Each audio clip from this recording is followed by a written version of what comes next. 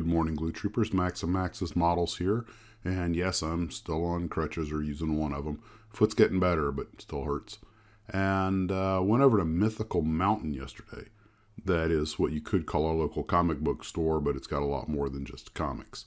And they had this, I believe, 1/6 scale Jeep. It didn't have a scale listed, but it's made for 12-inch figures, so 1/8 or 1/6 scale. That was really cool. I haven't seen anything that big before that wasn't an RC. It's made to go with 12-inch dolls. It's part of the Soldiers of the World product chain, although it just says U.S. military vehicle. I'm not sure why. They also had this massive Godzilla there for almost $2,300.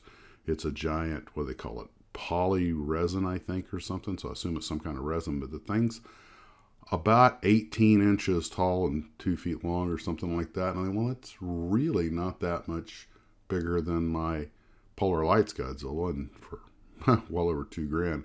But they did have a lot of cool Godzilla stuff. King Kong was fairly well represented also. And there were some Godzilla kaiju type creatures that, to be honest, I'm not really familiar with. They also had a lot of small, less expensive stuff. So I'm glad to see that they're carrying a lot of the kaiju stuff in there, along with a ton of other stuff, including the full-size, life-size costume of Michael Myers, which is always good for posing with a photo. Even though, you're just standing by a mannequin and a rubber mask, it's still a little creepifying.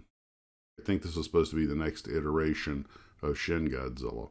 So a lot of cool stuff in there, gotta admit.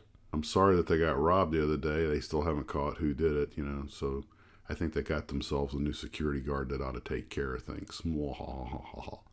Also, we got the Christmas decorations down, so the models are back where they belong, and I finally got the Phantom on the shelf. This is where it's going to live. It's going to be the centerpiece of the Vietnam era display.